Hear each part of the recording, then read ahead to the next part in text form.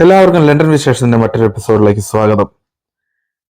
ഈ കാണുന്ന റോഡ് പണി നമ്മൾ വിചാരിക്കും ഇത്തവണ ഇപ്പോൾ റോഡിന്റെ വർക്കുകളോ കൺസ്ട്രക്ഷനോ ഇവിടുത്തെ റോഡ് പണിയെ കുറിച്ചിട്ടൊക്കെ കാണിക്കാമെന്നുള്ള ഒരു വീഡിയോ ആണെന്ന് നിങ്ങൾ തെറ്റിദ്ധരിക്കേണ്ട. ശരിക്കും ഞങ്ങളൊരു യാത്ര പോവുകയാണ്. ഇവിടുത്തെ യാത്രകളാണല്ലോ നമ്മുടെ വീഡിയോസ് എല്ലാം. അപ്പോൾ ഞാനും മക്കളും കുടുംബമായിട്ട് ഇത്തവണ ഈ ആഴ്ചത്തെ വെക്കേഷൻ ശനി ഞായറും കിട്ടിയപ്പോൾ നമ്മളൊരു യാത്ര പോവുകയാണ്. ഈ യാത്ര പോകുന്ന വഴിയിൽ കണ്ട ഒരു മഴയും മഴവെള്ളവും കൺസ്ട്രക്ഷൻ റോഡ് പണിയും ഒക്കെ ഇങ്ങനെയൊക്കെയാണ്. ഇവിടെയും നമ്മുടെ നാട്ടിലെ പോലെ തന്നെ പല രീതിയിലും ബ്ലോക്കും കാര്യങ്ങളൊക്കെ ഉണ്ട്. പക്ഷെ ഈ ഇങ്ങനെ പണി നടക്കുന്ന സ്ഥലത്ത് നമുക്ക് ഏകദേശം 40 മൈൽ സ്പീഡ് എന്ന് പറഞ്ഞു കഴിഞ്ഞാൽ ഏകദേശം 60 km/h സ്പീഡിൽ നമുക്ക് പോവാം. പോകുന്നത് മറ്റെങ്ങോട്ടുമല്ല, സഫാരി പാർക്കിലേക്കാണ്. സഫാരി പാർക്കിൽ നമ്മൾ ഒരു 2 മാസം മുമ്പ് പോയിരുന്നു. അപ്പൊ ആ സഫാരി പാർക്കിൽ നമ്മൾ അന്ന് പോയി ടിക്കറ്റ് എടുത്തപ്പോൾ നമുക്ക് ഒരു ടിക്കറ്റ് ഫ്രീ ആയിട്ട് കിട്ടിയിരുന്നു. എന്ന് വെച്ച് കഴിഞ്ഞാൽ നമ്മുടെ കാറിന്റെ നമ്പർ പ്ലേറ്റ് വെച്ചിട്ടാണ് നമ്മൾ ടിക്കറ്റ് എടുത്തത്. അപ്പൊ നമ്മൾ അന്ന് എടുത്ത ടിക്കറ്റിന് ഒരു എൻട്രി കൂടി നമുക്കൊരു 2 മാസത്തിനുള്ളിൽ എപ്പോഴെങ്കിലും വന്നു ചേരാൻ പാകത്തിന് നമുക്ക് ഫ്രീ ആയിട്ട് ടിക്കറ്റ് ഉണ്ടായിരുന്നു. അപ്പൊ നമ്മൾ എടുത്ത ടിക്കറ്റ് 2 മാസത്തിൽ ഒരിക്കൽ നമുക്ക് ഏതെങ്കിലും 2 തവണ എൻട്രി കയറാം എന്നുള്ള രീതിയിലുള്ള ടിക്കറ്റാണ് എടുത്തത്. അപ്പൊ നമ്മൾ അന്ന് ചെന്നപ്പോൾ നമുക്ക് കാണാൻ പറ്റാത്ത പല കാര്യങ്ങളും നമുക്ക് ഈ തവണ പോയപ്പോൾ കാണാൻ പറ്റി, എൻജോയ് ചെയ്യാൻ പറ്റി. അപ്പൊ എല്ലാവർക്കും നമ്മുടെ ബോൺ എന്നാണ് ഈ സ്ഥലത്തിന്റെ പേര്. ഞങ്ങളുടെ വീടിന്റെ അവിടെ നിന്ന് ഏകദേശം 30 മൈൽ ദൂരമേ ഉള്ളൂ. 30 മൈൽ എന്ന് പറഞ്ഞാൽ 45 കിലോമീറ്റർ അകലത്തിൽ നമുക്ക് ഇങ്ങനെ ഒരു സഫാരി പാർക്ക്. അപ്പൊ സഫാരി പാർക്കിന്റെ എൻട്രൻസ് ആണ് ഈ കാണുന്നത്. ഏകദേശം 6 നിരയിൽ കാറുകൾ വന്നാൽ പോലും കടന്നു പോകാൻ തക്ക രീതിയിലാണ് അവർ അതിനെ കൺസ്ട്രക്ട് ചെയ്തിരിക്കുന്നത് കേട്ടോ. അത്രയും വലിപ്പത്തിലാണ് അവരുടെ ഗേറ്റും കാര്യങ്ങളൊക്കെ സജ്ജീകരിച്ചിരിക്കുന്നത്. അതാണ് അതിന്റെ ഒരു പ്രത്യേകതയല്ല, അത്രയ്ക്കധികം സ്ഥലം വേക്കന്റ് ആയിട്ടുണ്ട് എന്നുള്ളതാണ്. ശരിക്കും ഈ സഫാരി പാർക്കുകളൊക്കെ ഡിസൈൻ ചെയ്യുമ്പോൾ ഇത്ര ഏക്കർ സ്ഥലങ്ങൾ ഇന്ന ആവശ്യങ്ങൾക്ക് വേണമെന്ന് അവർക്ക് കൃത്യമായിട്ട് അറിയാം. ഞാൻ അതുകൊണ്ട് തന്നെ ഒരു റൗണ്ട് ഒന്ന് എക്സ്ട്രാ പുറകിലോട്ട് എടുത്ത് നമ്മൾ ആ വീഡിയോസ് ഒന്നുകൂടെ ഒന്ന് ക്യാച്ച് ചെയ്യുമായിരുന്നു. കാരണം സിംഹം ആണ് ഇവിടുത്തെ മെയിൻ അട്രാക്ഷൻ. അതുകൊണ്ട് അവർ ഫ്രണ്ടിൽ തന്നെ 2 സിംഹത്തിന്റെ ഒരു സ്റ്റാച്യു ഉണ്ടാക്കി വെച്ചിട്ടുണ്ട്. അവിടുന്ന് പിന്നെ നമ്മൾ അങ്ങോട്ട് ഈ മെയിൻ എൻട്രൻസ് വിട്ട് അകത്തോട്ട് കയറുന്നതിന് മുമ്പ് തന്നെ പലവിധം മാനുകൾ, മ്ലാവുകൾ, അങ്ങനെയുള്ള ജീവികളെ നമുക്ക് കാണാൻ സാധിക്കുന്നതാണ് കേട്ടോ. അതൊക്കെ ഈ മെയിൻ എൻട്രൻസിന്റെ പുറത്ത് തന്നെ നമുക്ക് കാണാം. മെയിൻ എൻട്രൻസിൽ നിന്ന് അകത്ത് നമ്മൾ കയറി കഴിഞ്ഞ് കഴിഞ്ഞാൽ നമ്മുടെ വലത് സൈഡിൽ ആനകളെയാണ് കാണാൻ പറ്റുക. ഏഷ്യൻ ആനകൾ. കഴിഞ്ഞ തവണ നമ്മൾ വന്ന സമയത്ത് ഏകദേശം 1:30-ക്കാണ് ഞങ്ങൾ വന്നത്. ഈ 1:30 സമയത്ത് നമ്മൾ ശരിക്കും പറഞ്ഞു കഴിഞ്ഞാൽ ആനേനെ അന്ന് കണ്ടില്ല. കാരണം എന്താണെന്ന് വെച്ച് കഴിഞ്ഞാൽ 1:30-ക്ക് ഈ ആനകളുടെ ഒരു ഷോ അവിടെ നടക്കുന്നുണ്ട്. ശരിക്കും അത് നമുക്ക് അറിയില്ലായിരുന്നു. കഴിഞ്ഞ തവണ വന്നപ്പോൾ നമുക്കത് മിസ് ചെയ്തു. അതുകൊണ്ട് തന്നെ ഈ തവണ ഞങ്ങൾ അതിരാവിലെ തന്നെ വീട്ടിൽ നിന്ന് പുറപ്പെട്ട് ഏകദേശം 10:30-11 മണിയോട് കൂടി ഞങ്ങൾ ഇതിൻ്റെ അകത്ത് കയറി. രാവിലെ തന്നെ കയറുമ്പോൾ ഉള്ള അഡ്വാൻറ്റേജ് എന്താണെന്ന് വെച്ച് കഴിഞ്ഞാൽ നമുക്ക് ഇവർക്ക് ഭക്ഷണം കൊടുക്കുന്നത് കാണാൻ പറ്റും. പിന്നെ ഉച്ചയ്ക്കുള്ള എലഫന്റ് ഷോ കാണാൻ പറ്റും. പിന്നെ അത് കഴിഞ്ഞ് നമ്മുടെ കങ്കാരുകൾക്ക് ഫുഡ് കൊടുക്കുന്നത് കാണാൻ പറ്റും. അങ്ങനെ ഓരോ സമയത്തും ഓരോ ഷോകളുണ്ട്. അവരത് കൃത്യമായിട്ടൊരു കാറ്റലോഗിൽ എഴുതിയിട്ടുണ്ട്. പിന്നീട് നമുക്ക് അവിടെ എഴുതി വെച്ചിട്ടുണ്ട്. നമുക്ക് വേണമെങ്കിൽ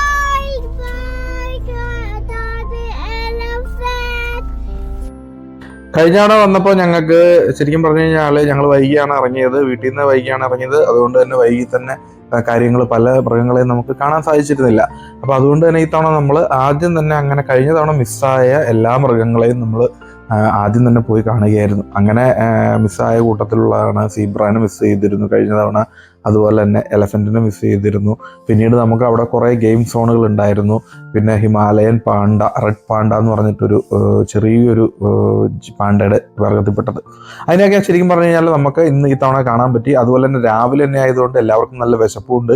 അതുകൊണ്ട് എല്ലാവരും ഫുഡൊക്കെ കഴിക്കാൻ വരുമ്പോൾ ഇവരുടെ വണ്ടി ഉണ്ടല്ലോ, ഈ ഫോറസ്റ്റ് ഗാർഡ് പോലെയുള്ളവരുടെ വണ്ടി, ഈ ഒരു ജീപ്പ് അങ്ങ് വരുമ്പോൾ തന്നെ ഇവരെല്ലാവരും അടുത്തേക്ക് വരികയും ഭക്ഷണത്തിന് വേണ്ടിയിട്ട്, അപ്പൊ ആ ഭക്ഷണം കഴിക്കാൻ വേണ്ടിയിട്ട് കുറേ അധികം നല്ല രീതിയിൽ ഇവരെല്ലാവരും അടുത്തടുത്തേക്ക് വരുന്നുണ്ട് വണ്ടി വരുമ്പോൾ. അതുകൊണ്ട് രാവിലെ നമ്മളൊരു 10 മണിക്ക് ശേഷം ഈ സഫാരി പാർക്കുകളിൽ നിങ്ങൾ ഏത് സഫാരി പാർക്ക് കാണാൻ പ്രിഫർ ചെയ്യുകയാണെങ്കിലും രാവിലെ തന്നെ പോകണം. രാവിലെ തന്നെ പോയി നിങ്ങൾ കൃത്യമായിട്ട് മൃഗങ്ങളെയൊക്കെ കണ്ട് ആസ്വദിക്കേണ്ടതാണെന്ന് ഓർമ്മിപ്പിക്കുകയാണ്. സഫാരി പാർക്കിന്റെ നാച്ചുറൽ സെറ്റപ്പിന്റെ അകത്ത് നമ്മുടെ നാട്ടിലെ കുഞ്ഞു താറാവുകളുണ്ടല്ലോ, ഈ താറാവുകളൊക്കെ അതിൻ്റെ അകത്തേക്കിടെ നടക്കുന്നുണ്ട്. അവ ഇങ്ങനെ എന്നാ പറയുക, നല്ല മഴയുള്ള സീസണാണ് ഇപ്പോൾ.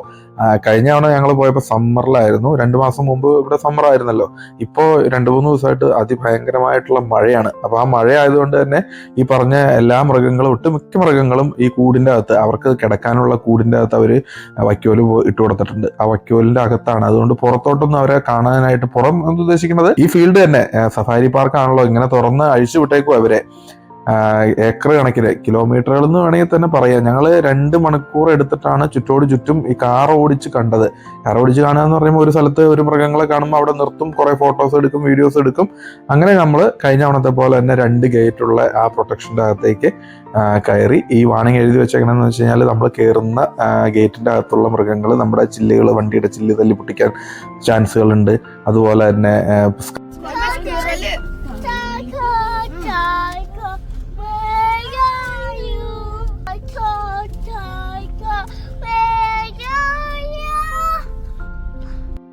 ഫാബിയന്റെ വക പാട്ടൊക്കെ ഉണ്ടായിരുന്നു. ഫാബിയൻ പറഞ്ഞ ടൈഗർ ടൈഗർ വേറെ അറിയുന്നൊക്കെയാണ് പുള്ളി ചോദിക്കുന്നത്. പക്ഷേ ടൈഗറിനെ കാണാൻ സാധിച്ചില്ല ഈ തവണ വന്നപ്പോൾ. കഴിഞ്ഞ തവണ വന്നപ്പോൾ നമുക്ക് ടൈഗറിനെ അടിപൊളിയായിട്ട് കാണാൻ പറ്റി. ഇത്തവണ അതിലധികമായിട്ട് സിംഹത്തെയും കരടിയെയും തൊട്ടടുത്ത് നമുക്ക് കാണാൻ പറ്റി. നമ്മുടെ വണ്ടിയുടെ അടുത്തേക്ക് കരടി മറ്റേ ഓടി വരുന്നുണ്ടായിരുന്നു.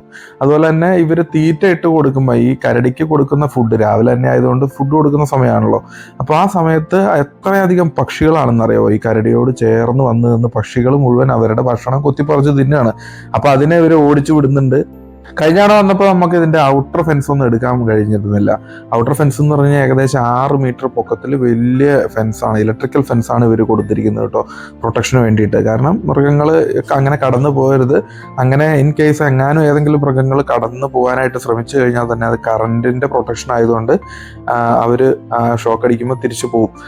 അങ്ങനെ നമ്മളിങ്ങനെ കാത്തു നിൽക്കുന്ന സമയത്താണ് ഒരു കരടി നമ്മുടെ കാറിന്റെ തൊട്ട് മുമ്പിലേക്ക് ഓടി വന്നത്. പിന്നെ ജസ്റ്റ് ഒന്ന് ഓടി അങ്ങ് വരും, അത് കഴിഞ്ഞ് പുള്ളി നിൽക്കും, അത് കഴിഞ്ഞ് തിരിച്ച് അങ്ങോട്ട് പോകും. അവയെ കണ്ട് നമുക്ക് ചില്ല് താത്താനോ അതുപോലെ തന്നെ അവയെ പേടിപ്പിക്കാനോ ഓടിക്കാനോ ഫുഡ് ഇട്ട് കൊടുക്കാനോ ഒന്നും ചെയ്യരുതെന്ന് അവിടെ വാണിംഗ് എഴുതി വെച്ചിട്ടുണ്ട്. ഇപ്പൊ നമുക്ക് അങ്ങനെ ഒരു കൗതുകം തോന്നിയാൽ പോലും ശരിക്കും നമ്മൾ അതിൻ്റെ അകത്ത് റിസ്ക് എടുക്കരുത്. കാരണം അത്രയധികം അപകടം പിടിച്ച അല്ലെങ്കിൽ അപകടകരമായിട്ടുള്ള ജീവികളാണ് ഇവ. കരടികൾക്ക് ഏറ്റവും താല്പര്യമുള്ള കാർട്ടൂണുകളിലൊക്കെ നമ്മൾ കരടികൾക്ക് കാണാമല്ലോ, കരടികൾ ഇങ്ങനെ മരത്തിന്റെ പൊത്തുകളിലൊക്കെ കയറിയിരിക്കുന്നതും അതുപോലെ തന്നെ ഊഞ്ഞാലാടുന്നതൊക്കെ നമ്മൾ പല കാർട്ടൂണുകളിലും കണ്ടിട്ടുണ്ട്. അതുപോലെ തന്നെ ഇവർക്ക് ഇതുപോലെയുള്ള ഒരു കുട്ടസഞ്ചിയൊക്കെ പോലത്തെ ഒരു സഞ്ചിയൊക്കെ കെട്ടി കൊടുത്തിട്ടുണ്ട് കേട്ടോ. അപ്പൊ അവർ ശരിക്കും അവരുടെ ആ നാച്ചുറൽ സെറ്റപ്പ്, അവരെങ്ങനെ കിടന്ന് ആടുന്നുണ്ടോ, തൂങ്ങിയ ഈ ഊഞ്ഞാലയിലൊക്കെ തൂങ്ങി ആടുന്ന കരടികളെയൊക്കെ നമ്മൾ കാർട്ടൂണിൽ കാണുന്നുണ്ടല്ലോ. അങ്ങനെയൊക്കെ നമ്മളിപ്പോ ഈ പോകുന്ന വഴിയൊക്കെ നിങ്ങൾ നോക്കിയാൽ കാണാൻ പറ്റും. ഇത് ഇത്ര ഇങ്ങനെ ഇറക്കവും കയറ്റവും ഒക്കെ സെറ്റ് ചെയ്ത് 2 ലൈൻ ട്രാഫിക്കാണ് ഇവർ ഡിസൈൻ ചെയ്തേക്കണം കേട്ടോ. ടാർ ചെയ്തിട്ടുള്ള റോഡുകളാണ്, കുണ്ടും കുഴികളൊന്നും ഇല്ല. അതുപോലെ തന്നെ ഈ 2 ലൈനിൽ ഏതെങ്കിലും ഒരു വണ്ടിക്കാരൻ ഒരു മൃഗത്തിനെ കണ്ട് അവിടെ നിർത്തി ഫോട്ടോയൊക്കെ എടുത്തുകൊണ്ടിരിക്കുകയാണ്. പക്ഷെ നമുക്ക് ആ മൃഗത്തിന്റെ അവിടെ നിൽക്കണമെന്ന് താല്പര്യമില്ലെങ്കിൽ നമുക്ക് പതുക്കെ ഓവർടേക്ക് ചെയ്ത് 15 മൈൽ സ്പീഡാണ് ഇതിൻ്റെ അകത്ത് മാക്സിമം ഓടിക്കാൻ പറ്റുന്ന സ്പീഡ്. എല്ലാ മൃഗങ്ങളുടെ അടുത്തും ഈ പറഞ്ഞ പോലെ ഇവരുടെ ഈ വനംവകുപ്പിന്റെ വണ്ടി പോലത്തെ വണ്ടിയിൽ, ജീപ്പിൽ അവരുടെ സ്റ്റാഫുകൾ സിംഹണ പുലിയാണത്.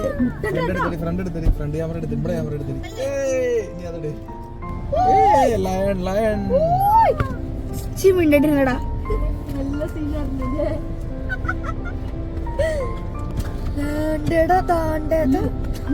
രണ്ടെണ്ണത്തിന് കിട്ടുന്നുണ്ട്.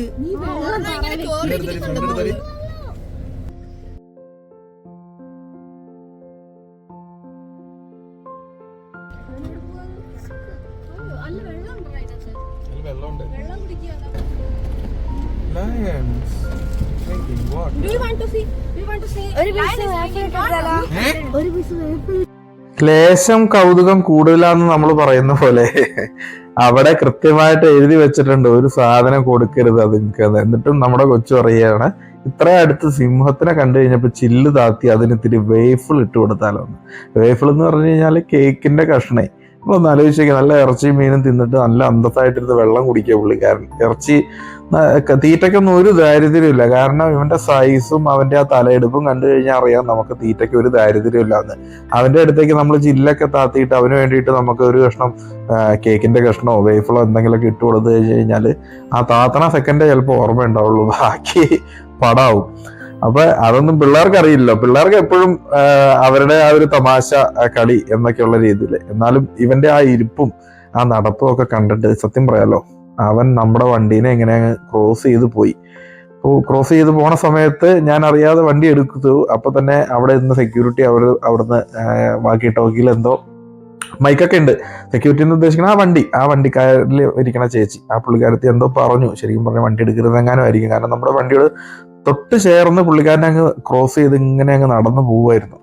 സത്യം പറഞ്ഞാൽ ഇത്തിരി ഭയമുണ്ട്. കാരണം നമ്മുടെ വണ്ടിയുടെ അടുത്ത് ഞങ്ങൾ അവൻ നടക്കുന്നതിൻ്റെ ഒപ്പം തന്നെ ഡ്രൈവ് ചെയ്ത് പതുക്കെ, അതും ചെറിയ അരി സ്പീഡിലാണ് ഞങ്ങൾ നീങ്ങണം കേട്ടോ. അപ്പോൾ പുള്ളിക്കാരൻ നമ്മുടെ വണ്ടിയുടെ ഫ്രണ്ടിലേക്ക് വട്ടാങ്ങ് വന്നു, എന്നിട്ട് ക്രോസ് ചെയ്ത് അപ്പുറത്തേക്ക് അങ്ങ് പോയി.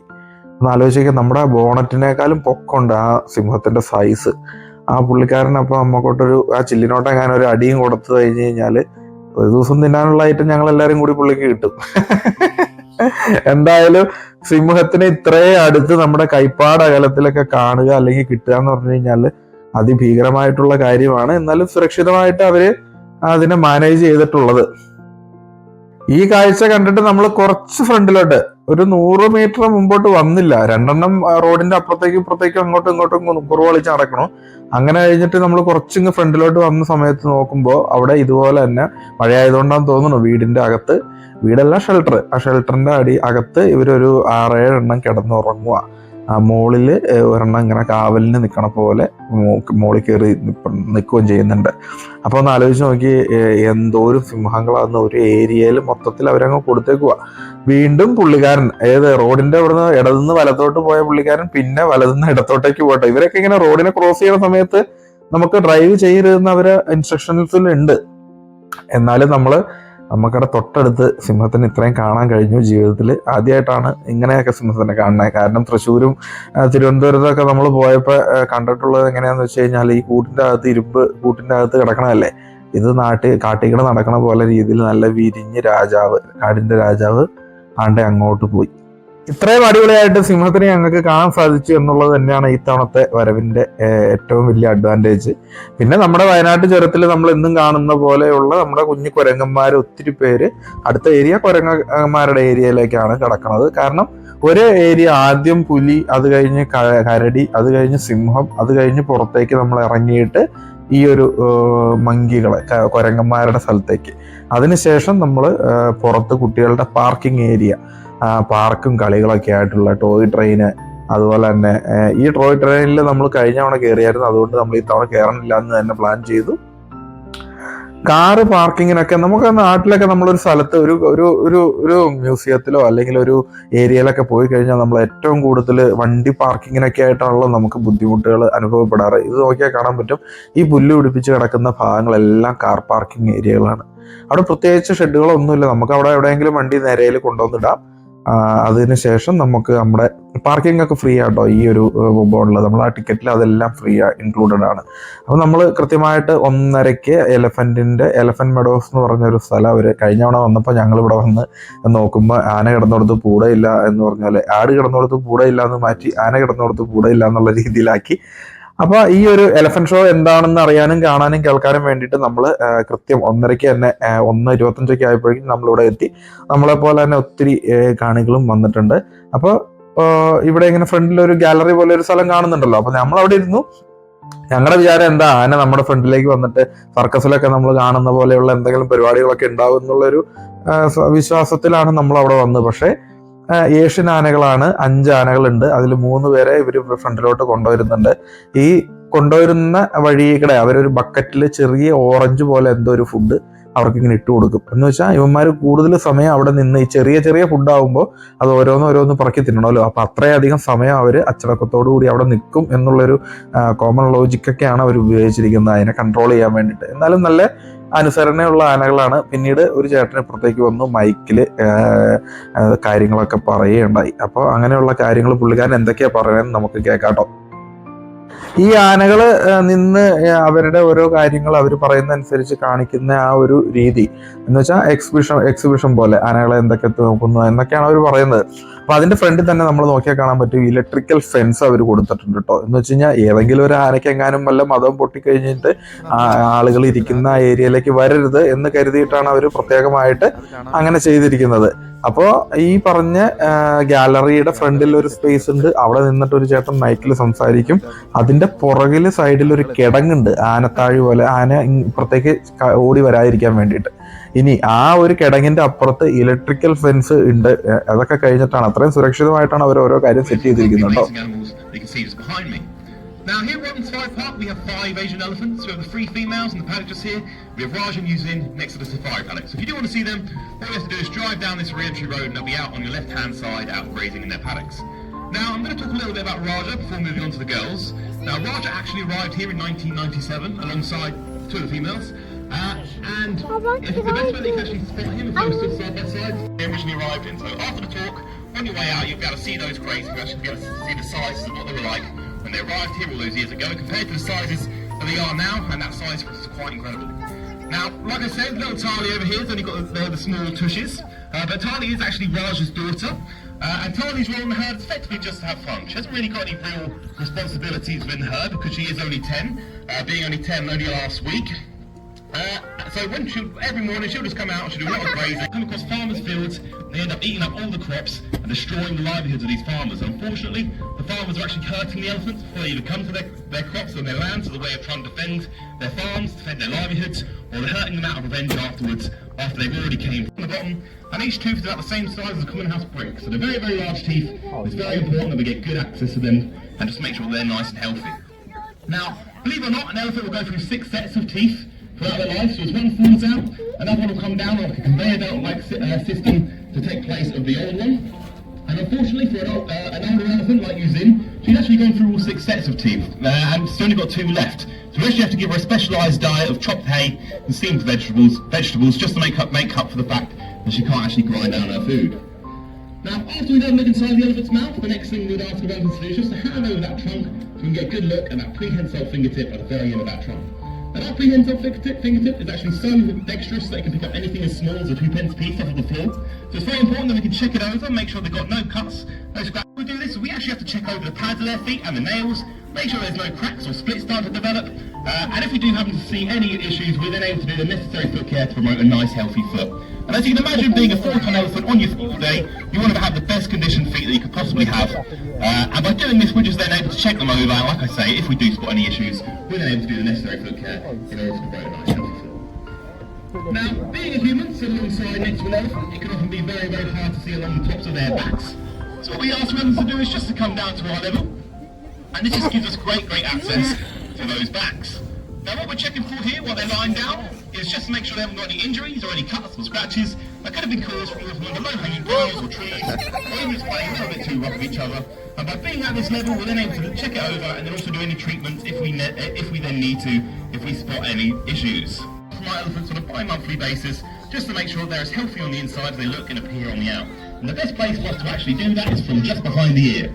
Now the reason for this is, believe it or not, an elephant inside those ears, they have loads and loads of lovely blood vessels, and it's actually one of the ways that they thermoregulate their body temperature. You see an elephant on the first days of summer fluffing their ears about, that's just one of the ways that they're actually keeping themselves cool.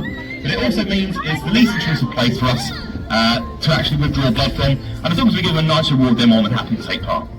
Now after we can just check that over.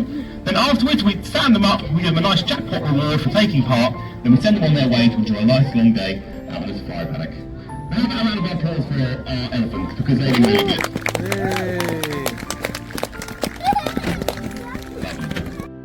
Elephant മെഡോസിൽ elephant talk എന്നാണ് അവർ പറയണ. ഈ ആനകളുടെ പ്രത്യേകമായിട്ടുള്ള പരിചരണ രീതികൾ എന്തൊക്കെയാണെന്ന് അവർ പറയുകയായിരുന്നു. അവർ പറഞ്ഞതെല്ലാം കൃത്യമായിട്ട് നിങ്ങൾക്ക് എല്ലാവർക്കും മനസ്സിലായി എന്ന് കരുതുന്നു.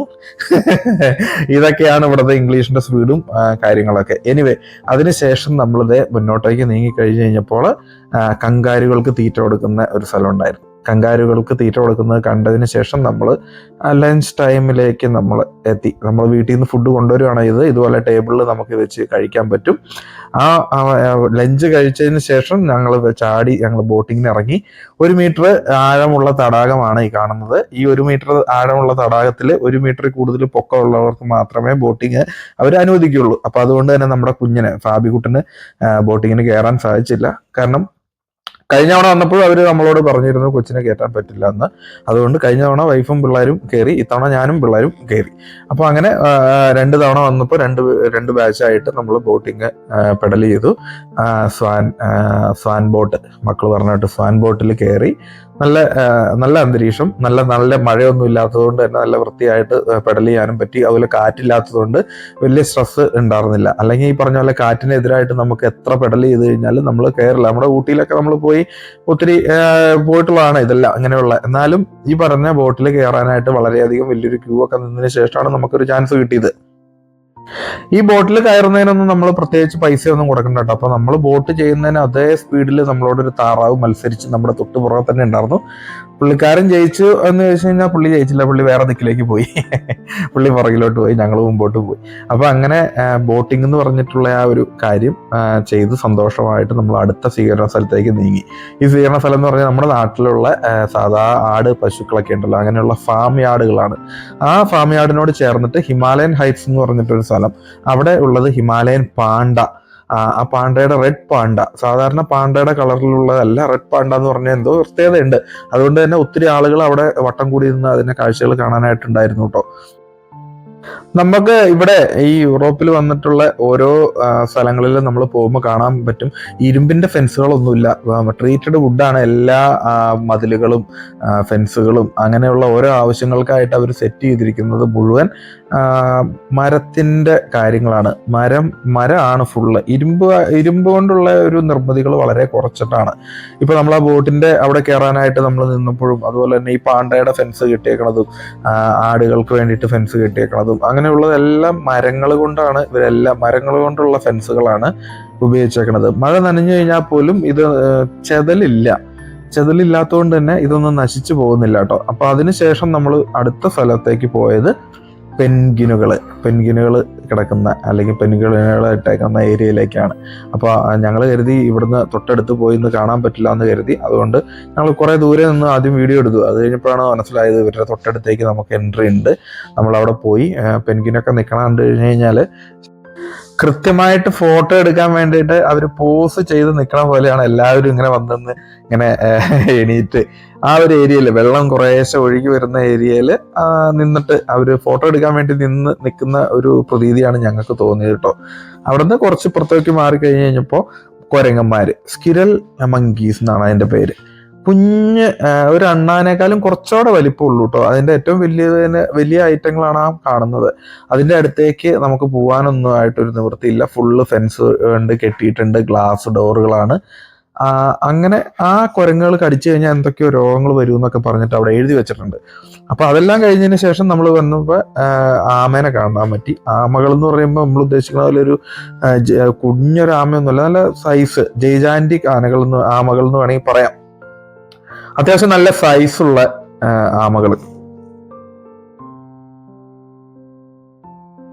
കഴിഞ്ഞ തവണ ഞങ്ങൾ വന്നപ്പോൾ ഞങ്ങൾക്ക് ഈ ഭാഗത്തോട്ടൊന്നും വരാൻ കൂടി സമയം കിട്ടിയിട്ടുണ്ടായിരുന്നില്ല. ഈ തവണ അതുകൊണ്ട് തന്നെ നമ്മൾ കഴിഞ്ഞ തവണ മിസ് ചെയ്തിട്ടുള്ള എല്ലാ കാര്യങ്ങളും. അപ്പോൾ സഫാരി പാർക്കുകളിൽ നിങ്ങൾ പോവുകയാണെങ്കിൽ ആദ്യം തന്നെ അവരുടെ ഒരു കാറ്റലോഗ് ഡൗൺലോഡ് ചെയ്ത് എടുക്കുക. അതിനുശേഷം ആ കാറ്റലോഗിൽ അതിൻ്റെ റൂട്ട് മാപ്പുകൾ കൃത്യമായിട്ട് നമ്മൾ നോക്കിയെടുക്കുക. എന്നിട്ട് ടൈമിനെ മാക്സിമം യൂസ് ചെയ്യുക. ഒരു മണിക്കൂറെങ്കിൽ 1 മണിക്കൂർ അതുപോലും നഷ്ടപ്പെടാത്ത രീതിയിൽ നമ്മൾ പോവുക. എന്തെല്ലാം ഷോകളുണ്ട്, ഏതെല്ലാം ഏരിയകൾ കളിസ്ഥലങ്ങളുണ്ടെന്നൊക്കെ. അപ്പോൾ ഈ പുറത്തുള്ള എല്ലാ കലാപരിപാടികൾക്കും ശേഷം എന്ന് വെച്ച് കഴിഞ്ഞാൽ കുറേയധികം റൈഡുകളിലും കുറേയധികം കാര്യങ്ങളിലൊക്കെ നമ്മൾ ചെയ്തല്ലോ. അതിനുശേഷം ഇൻഡോർ ഗെയിമുകൾ എന്ന് പറയുമ്പോൾ ഒരു വലിയൊരു ബിൽഡിങ്, മാമൂത്ത് എന്ന് പറഞ്ഞിട്ടൊരു ഗെയിം സോണ്. ഈ ഗെയിം സോണിൽ ഇങ്ങനെയുള്ള സ്റ്റെപ്പ് സ്ലൈഡുകൾ, പല ടൈപ്പ് സ്ലൈഡുകൾ, പല സൈസിലുള്ള സ്ലൈഡുകൾ, കുട്ടികളും മുതിർന്നവരും വലിയവരും എല്ലാം അതിൻ്റെ അകത്തകടെ കയറിയിട്ട് എന്താ പറയണ, ഓരോ സോൺ വൈസ് എന്ന് വേണമെങ്കിൽ പറയാം, ഓരോ അഡ്വഞ്ചറസ് ആക്ടിവിറ്റീസ് ഒക്കെയാണ് അവർ സെറ്റ് ചെയ്തിരിക്കുന്നത്. ഇതിനെല്ലാം ശേഷം നമ്മൾ പരിപാടികളൊക്കെ കഴിഞ്ഞ് അവിടെ നിന്ന് പുറത്തിറങ്ങിയതിന് ശേഷം അടുത്ത സ്വീകരണ സ്ഥലത്തേക്ക് നമ്മളെല്ലാവരും കൂടിയിട്ട് നടക്കുകയാണ്. അപ്പോൾ നമ്മൾ അടുത്ത സ്ഥലത്തേക്ക് പോവുകയാണ്. ഈ അടുത്ത സ്ഥലത്തേക്ക് പോകുമ്പോൾ നമുക്കിടെ ഈ രാജ്യത്ത് വന്നു കഴിഞ്ഞപ്പോൾ നമുക്ക് ഫീൽ ചെയ്യുന്ന ചില മോശം കാര്യങ്ങളിൽ ഒന്നായിട്ടുള്ള കാര്യമാണ് ഈ സംഭവിച്ചുകൊണ്ടിരിക്കുന്നത്. നമ്മുടെ ചെറിയ മോൻ തറയിൽ കിടന്ന് അവൻ്റെ ദുർവാശി എന്ന് വേണമെങ്കിൽ പറയാം, അല്ലെങ്കിൽ ശാഠ്യം, ആ ശാഠ്യം പിടിച്ച് കാണിക്കുന്നതാണ്. അപ്പോൾ അങ്ങനെ ഒരു അവസ്ഥയിലുള്ള ഒരു കൊച്ചിനെ നമുക്ക് തല്ലാനോ അല്ലെങ്കിൽ അവനെ ശാസിക്കാനോ വഴക്ക് പറയാനോ അല്ലെങ്കിൽ അവനെ വടിയെടുത്ത് പേടിപ്പിക്കാനോ നുള്ളിപ്പറിച്ചൊന്നും നമുക്ക് അവനെ അവിടെ നിന്ന് എനിപ്പിച്ച് കൊണ്ടുവരാൻ പറ്റില്ല. അങ്ങനെ പബ്ലിക്കായിട്ട് നമുക്ക് കുട്ടികളെ ഒരു രീതിയിലും ഉപദ്രവിക്കാനോ അങ്ങനെ ഒന്നും നമുക്ക് ചെയ്യാൻ പാടില്ല. അതൊക്കെയാണ് ശരിക്കും പറഞ്ഞാൽ കുട്ടികളെ നമ്മൾ അനുസരണ പഠിപ്പിക്കുക എന്ന് പറഞ്ഞു കഴിഞ്ഞാൽ ഇത്തിരി കടികട്ടിയായിട്ടുള്ള കാര്യങ്ങളാണ് ഇവിടുത്തെ ഈ രാജ്യത്ത്. പക്ഷെ എന്നാൽ ഇവരെല്ലാവരും അത്യാവശ്യം നല്ല രീതിയിലാണ് ഓരോ കാര്യങ്ങളും പഠിച്ചു വരുന്നത്.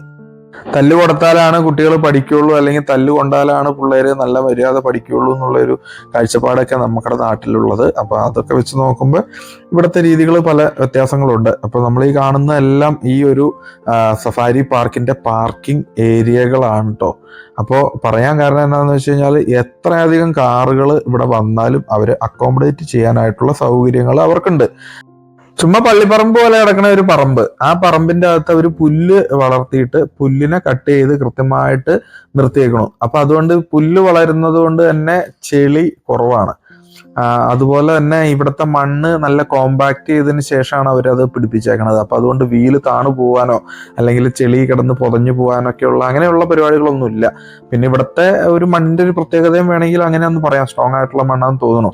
അപ്പോൾ നമ്മൾ പറഞ്ഞു വന്നത് എന്താണെന്ന് വെച്ച് കഴിഞ്ഞാൽ ഈ ഒരു സഫാരി പാർക്കിൽ നമുക്ക് എത്രയധികം കാറുകൾ കയറി വന്നാലും അതനുസരിച്ച് നമുക്ക് അവർ പാർക്ക് ചെയ്യാനുള്ള സൗകര്യം ഒരുക്കി തരുന്നുണ്ട്. അപ്പോൾ ആ ഒരു കാര്യം, പാർക്കിങ്ങിന് നമ്മൾ പൈസ കൊടുക്കേണ്ട അത് പറഞ്ഞു. അതുപോലെ തന്നെ പാർക്കിങ്ങിന് നമുക്ക് പ്രത്യേകമായിട്ട് ഏരിയ ഇന്ന സ്ഥലത്ത് റിസർവ് ചെയ്തിട്ടുള്ളൊരു സംഭവമൊന്നുമില്ല. നമുക്ക് എവിടെ വേണമെങ്കിലും വാഹനങ്ങൾ ഇടാം. എത്രയധികം ആളുകൾ വന്നാലും അവരെയൊക്കെ അക്കോമഡേറ്റ് ചെയ്യാനുള്ള ഒരു സെറ്റപ്പിലാണ് അവർ ഇതെല്ലാം ചെയ്തിരിക്കുന്നത്.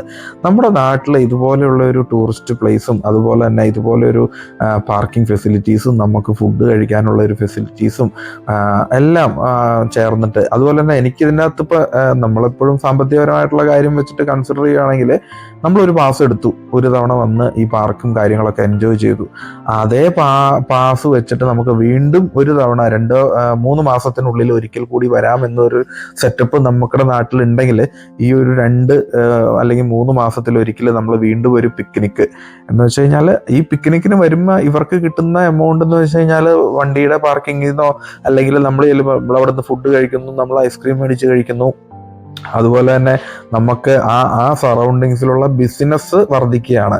അല്ലാതെ എന്താ പറയണേ, അങ്ങനെയൊക്കെയുള്ള ഒരു രീതിയിലാണ് ഇവിടുത്തെ ഓരോ സെറ്റപ്പുകളും ഇവർ ചെയ്തിട്ടുണ്ടാക്കിയിരിക്കുന്നത് കേട്ടോ.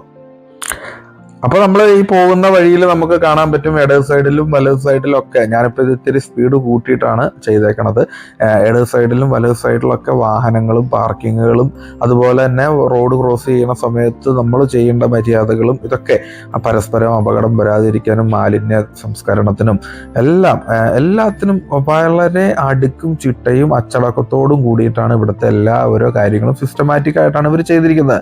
നമുക്ക് ഇതെല്ലാം സിസ്റ്റമാറ്റിക് ആയിട്ട് നമ്മുടെ നാട്ടിൽ നമുക്ക് ഇതെല്ലാം ഇംപ്ലിമെന്റ് ചെയ്യാവുന്നുള്ളൂ. ഇതുപോലെയുള്ള സ്ഥലങ്ങളും സൗകര്യങ്ങളും നമുക്കുണ്ട്.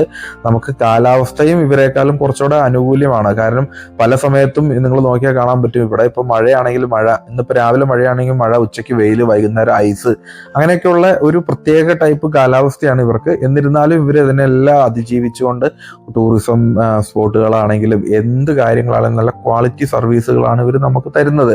അതിനുള്ള പൈസ അവർ മേടിക്കുന്നുണ്ട് കേട്ടോ. നമ്മളിപ്പോൾ ഈ ഒരു കാറിന് നമുക്കിവിടെ 110 പൗണ്ടാണ് നമ്മുടെ എൻട്രി ഫീസ്. 110 പൗണ്ട് എന്ന് പറഞ്ഞു കഴിഞ്ഞാൽ 11,000 രൂപ നാട്ടിലെ പൈസ. അപ്പൊ ഈ 110 പൗണ്ട് നമുക്ക് കൊടുത്തു കഴിഞ്ഞാൽ 2 തവണ നമുക്ക് ഈ ഒരു പാർക്ക് വിസിറ്റ് ചെയ്യാനായിട്ട് സാധിക്കും. അപ്പോൾ ഞാൻ പറഞ്ഞത് ചിലപ്പോൾ തൃശ്ശൂർ സൂ ഉണ്ട്, നമ്മുടെ തൃശ്ശൂർ പുതിയൊരു സൂ വരുന്നുണ്ട്. ആ സൂവിൽ നമുക്ക് ഒരു തവണ നമ്മളൊരു ഫാമിലി പാസ് നമ്മൾ എടുത്തു, അല്ലെങ്കിൽ ഒരു കാറിനുള്ളൊരു പാസ് എടുത്തു, നമ്മൾ എൻട്രി കയറി. അപ്പോൾ ഒരു 3 മാസത്തിനുള്ളിൽ വീണ്ടും ഒരു തവണ അവിടെ പോകാന്ന് പറയുമ്പോൾ നമ്മൾ 2 തവണ 3 മാസത്തിൽ 2 തവണ നമ്മളിത് വിസിറ്റ് ചെയ്തല്ലോ. ആ ടൂറിസ്റ്റ് പ്ലേസ് നമ്മൾ 2 തവണ വിസിറ്റ് ചെയ്തു. നമുക്ക് അതിൻ്റെ അകത്ത് എന്തോ ഗുണമുണ്ടെന്ന് വെച്ച് കഴിഞ്ഞാൽ കുഞ്ഞുങ്ങൾക്കും കുട്ടികൾക്കും മൃഗങ്ങളെ പരിചയപ്പെടാനും കാണാനും ഒക്കെ സാധിക്കും. കൂടാതെ അവർക്കൊരു ഔട്ടിങ് വിട്ട് അല്ലെങ്കിൽ പഠനം എന്നുള്ള ആ ഒരു കാര്യം വിട്ടിട്ട് ഒരു ദിവസം ഒന്ന് രാവിലെ മുതൽ വൈകുന്നേരം വരെ എന്റർടൈൻമെന്റും കാര്യങ്ങളൊക്കെ ആയിട്ട് ചെയ്യാനുള്ള ഒരു സൗകര്യം.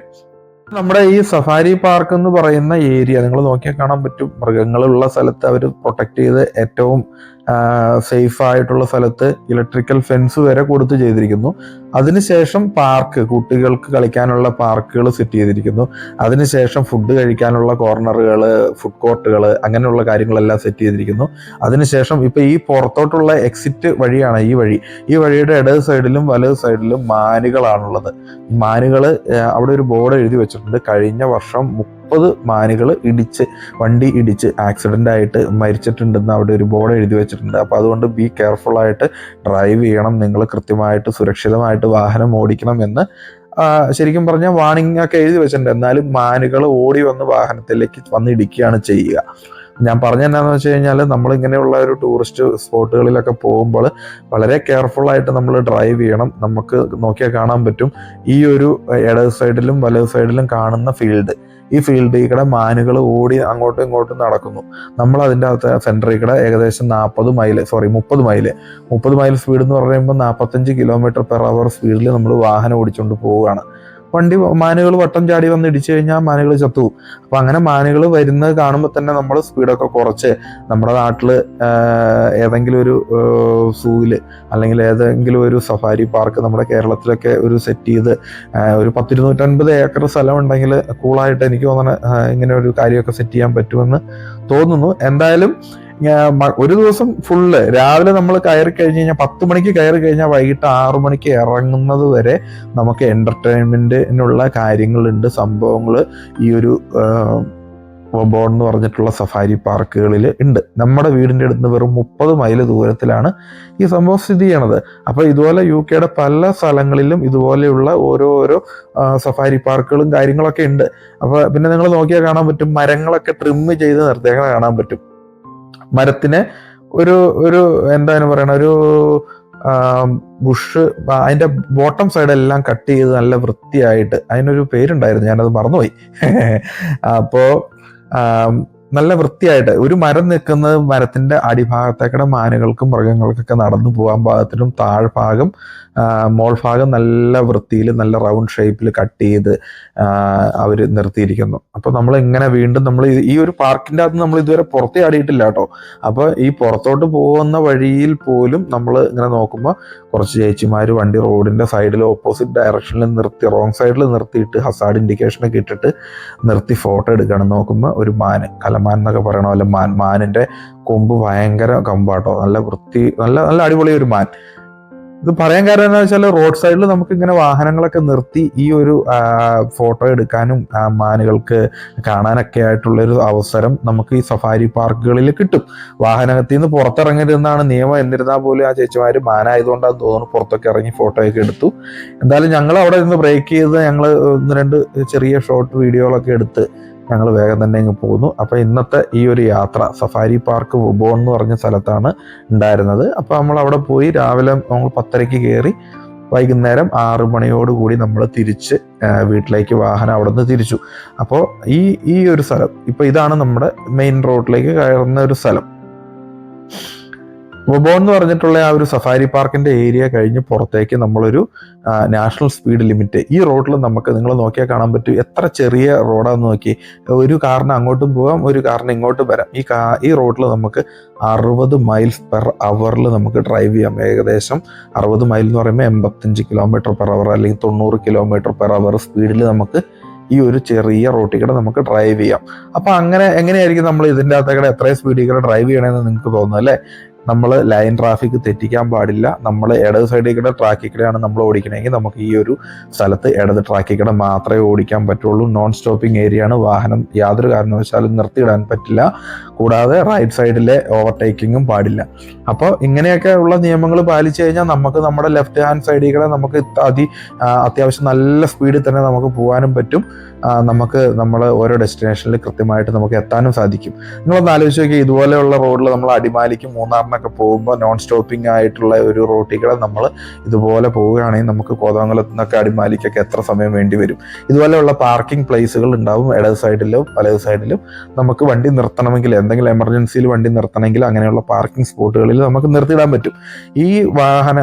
ഈ പോകുന്ന റോഡുകളിലൊന്നും നമുക്ക് കച്ചവടങ്ങളോ അല്ലെങ്കിൽ വഴിയോര കാഴ്ചകളോ ഒന്നും കാണാനുണ്ടാവില്ല. വെറുതെ മരങ്ങൾ മാത്രമേ നമുക്ക് കാണാനുണ്ടാവുകയുള്ളൂ. അതൊക്കെയാണ് ഇവിടുത്തെ റോഡ് എന്ന് പറഞ്ഞിട്ടുള്ള കാര്യങ്ങൾ ഇവർ സെറ്റ് ചെയ്തിരിക്കുന്നത്. അതുപോലെ തന്നെ ഇവിടെയൊക്കെ നമുക്ക് ക്യാമറകളും ഉണ്ട് കേട്ടോ. അതും ഒരു പോയിന്റ് തന്നെയാണ്. നമ്മൾ വിചാരിക്കും ഇവിടെ ക്യാമറയൊന്നും ഇല്ലാത്തതുകൊണ്ട് നമുക്ക് ഇവിടെ ഓവർടേക്ക് ചെയ്യാം, അതുപോലെ തന്നെ അതിഭയങ്കരമായിട്ടുള്ള സ്പീഡുകളിലൊക്കെ ഡ്രൈവ് ചെയ്ത് പോവാം. ഓൾറെഡി നമുക്കിവിടെ അലൗഡ് തന്നെ 60 മൈലാണ്. 60 മൈൽ സ്പീഡിലൊന്നും നമുക്കിവിടെ ഈ വളവും തിരിവൊന്നും എടുത്ത് പോകാൻ പറ്റില്ല. എന്നിരുന്നാൽ പോലും അങ്ങനെ 60 മൈൽ പോകുന്ന പലരും ഉണ്ട്. അപ്പോൾ വീണ്ടും മറ്റൊരു യാത്രാ വിശേഷമായിട്ട് വീണ്ടും കാണാം. അതുവരെ എല്ലാവരോടും ബൈ ബൈ. നമ്മുടെ ചാനൽ ഇതുവരെ സബ്സ്ക്രൈബ് ചെയ്തിട്ടില്ലെങ്കിൽ മറക്കാതെ സബ്സ്ക്രൈബ് ചെയ്യുമല്ലോ. ലൈക്ക് ചെയ്യുക, ഷെയർ ചെയ്യുക, മറ്റുള്ളവർക്ക് വേണ്ടിയിട്ട് ഷെയർ ചെയ്ത് കൊടുക്കുക. ചാനൽ സബ്സ്ക്രൈബ് ചെയ്യാൻ മറക്കാനില്ല. അപ്പോൾ വീണ്ടും കാണാം.